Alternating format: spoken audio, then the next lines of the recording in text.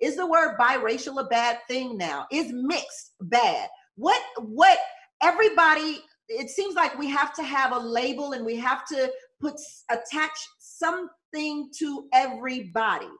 So yeah, what do you call yourself? Which box do you check, girl? Well, they don't have, like, so when you have, I check other, because if you can't check both, you know, I'm not going to just check black and I'm not going to just check white. So I just check other. But yeah, I mean, I think when I was growing up in New York, I had a lot of mixed kids in my school.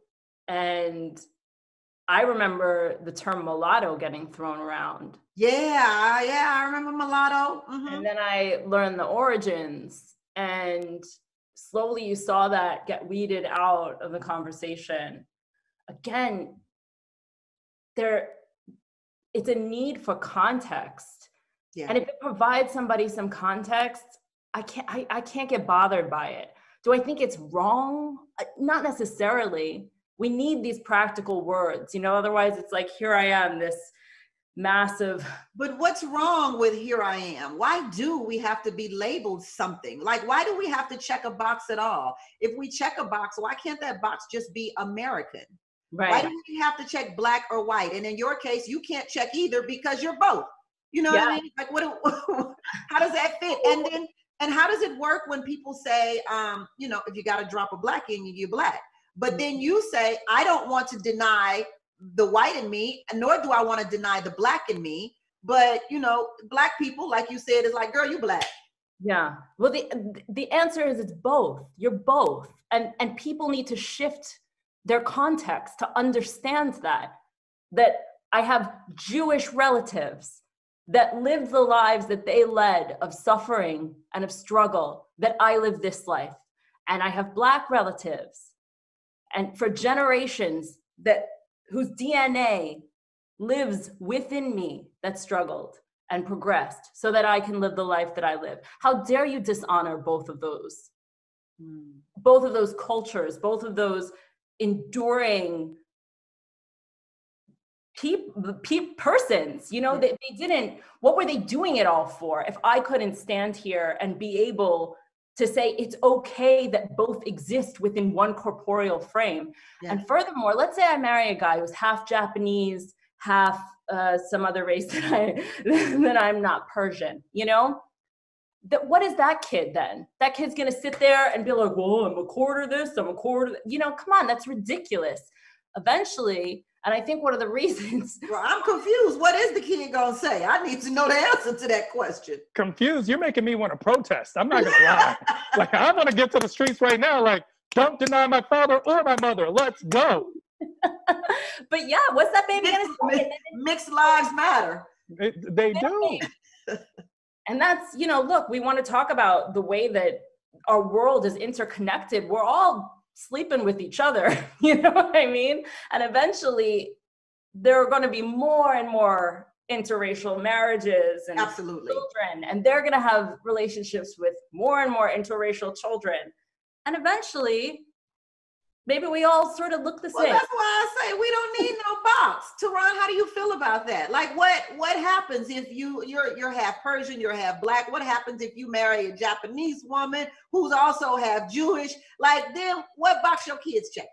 Basically, I feel like boxes are meant for things and not people. And that's one of the outgrowth of being so mixed, is because you start realizing that the boxes are outdated. We really use boxes to define people because we can't see past content or to the content of character. So we need these boxes. And then the government reinforces that by saying we need these boxes for funding. We need to know what you are to know who to pay. So we love these boxes. However, if you don't fit in the box, you see this, I'm sure Sita knows all about this, going into auditions when you're basically told you don't exist.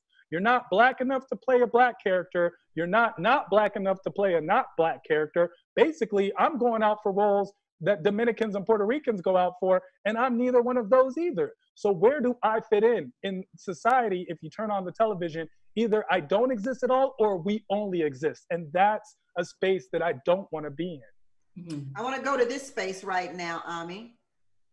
Are your Black friends telling you that you have turned on us by dating a white man? How dare you? How dare you date that blue-eyed white man over there? You know, no, surprisingly, and to be frank and honest, most of my friends who've known me for years were surprised to see me date outside of my race. It's just never like. So you've never dated a white man before? Before my first marriage was my first experience dating outside of my race. Up until I was 31 years old, I had not dated outside of my race. And I don't know why. It wasn't even a thought. I just never even thought about it. I was not even thinking about outside of race dating. And I think my friends felt like I was actually opposed to it, which is why they were shocked that I even dated someone outside of my race. So I've never got that question from them because I don't think I've ever given the perception of questioning who I am or questioning my so-called Blackness or being somebody who's not secure in themselves to where they would think there's a motive to what I'm doing. There's no motive here. I met somebody, happened to fall in love with him. Oh, he happens to look like this. So I think that a lot of the conception with interracial dating is sometimes people think there's a fetish or you hate yourself and you don't want to have kids who look like you and this is why you ran over there. And those are the type of things. Well, I'm sure there's people like that. I'm sure there is because there's, you know, everybody has some insecurities. But from my own perspective, that was never my issue. That was never my problem. And my friends who know me know this. So there's never been a situation where anybody has ever said, how dare you do this or how dare you do that? Because I'm a Black woman. I'm a fight for Black people. I shop Black. I promote Black. Like that's still who I am. And I guess it's hard to explain to people like, oh, but I'm sitting next to him. Well, that doesn't define who I've been before I met him. The optics don't look good.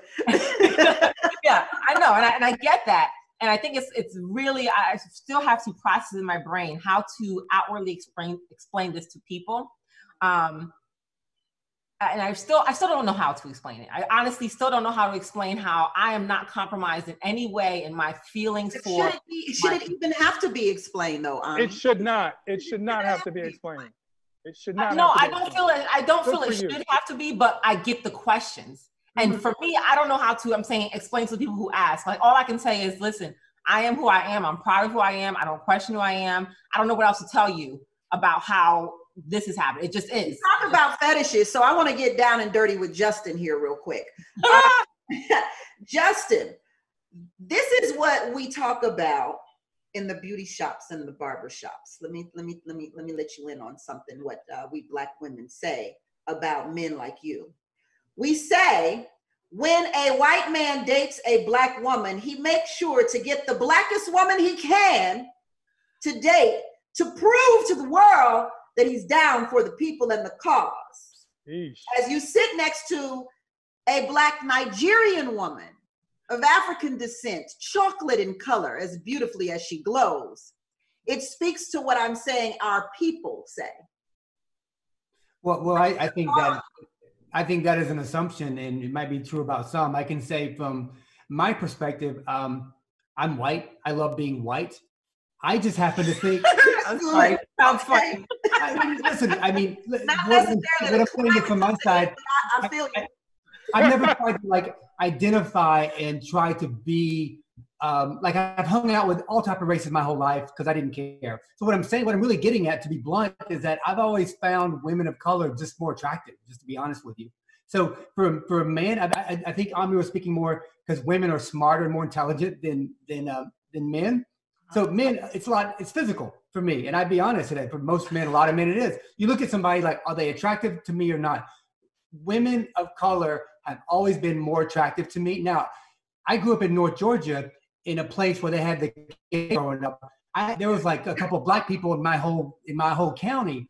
When I grew up and I moved to Boston and New York and LA, I'd never dated outside my race, but I got so earnest that I would hang out with Black women. I would wonder, like, why can't I do this? And basically you can. And at some point you can't stop what the heart wants. And I really realized, well, Justin, what you're saying is that women of color are just more attractive in your eyes. And I want to pursue that because my eyes say that's what I want. And my heart is open to getting to know that person mentally and intellectually. And that's how my relationships have happened. I've dated outside of my race for probably the past 10 years. Before that, it was mostly white women. But once I did, I never went back. It had nothing to do with the fetish. It was just like, I just black, you never go back. Yeah, but before Ami, and she knows I was such a ladies' man. I was the best womanizer ever. For me, I lived in Washington Heights in New York, and all I wanted to do was like Dominican women, Puerto Rican women, black women, whatever. Question becomes: Are you really by her side? Are you fighting for our rights? Well, I mean, absolutely. I mean, we have kids that we're bringing up in this world, and nothing is more important to me than fighting for what our family represents. I'm a white guy in this, but we have a black matriarch. We have kids, and they're coming up in this world, and I'm very concerned about that. But I'm also want to educate them so that they can be the next champions in life, and they can make this world better. Which is why we have the conversations that we have, and I speak to them very directly. And I also don't speak out of my place. I can't understand what it's like to be black, so I try to understand from Ami's side. Please tell me more. I've learned over the past even couple weeks that I've had white privilege in places that I didn't even know about. Because I told Ami a couple weeks ago, I said, listen, I've never seen race. Like in my eyes, I don't even care. She's like, Justin, that is a form of white privilege. Like not even thinking about it, because she's had to think about it going into places or jobs or being on the subway.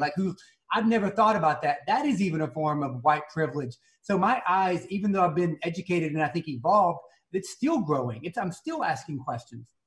You speak to your children, and I want to ask, because every black man has talked about, every black father, I should say, has talked about how they have to, and black mothers have talked about how they have to have that police talk with their child, with their black son.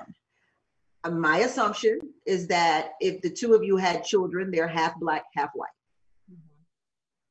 Is that correct? I don't want to be correct. Yes. Yeah, but they're also they're identical twins, 6 and 2. So we haven't, we showed them the video of George Floyd. We showed them the video of a couple other incidents because I wanted them to see with their own eyes. And some people said that was too much. You shouldn't show your kids that. And I said, it's not too much. My kids need to be alarmed. They know what the world is like. They need to know that they have a loving house, but when they go outside this house, this is the stuff that goes on out there. And so we have shown them some things that are well, like beyond their years, and they received it well. You showed them the whole video of No. Okay. Just enough for them to understand. Lord, they should be crying every time they see a police officer. Yeah, no. Just enough for them to understand what we were trying to portray, because, especially in this world of so much YouTube going on, like we said to them, girls, this has happened. It was on video.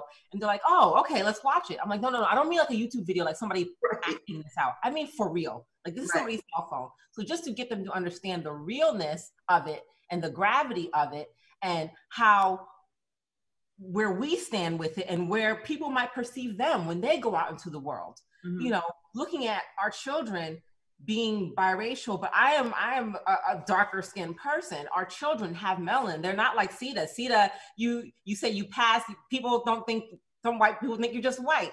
Our children are not like that. Before we even were seen, most of people just thought they were light skinned black girls, which is what they will be perceived as outside of them telling people, outside of them being with us. And perception in this world is almost everything. Right. With that being said, it is our job to educate them on that. And hopefully that, by the time they grow up, that change has happened, but still they're aware of their history. They're aware of what's happened. And they're aware of hopefully where the world progresses to by the time that they are free in the world.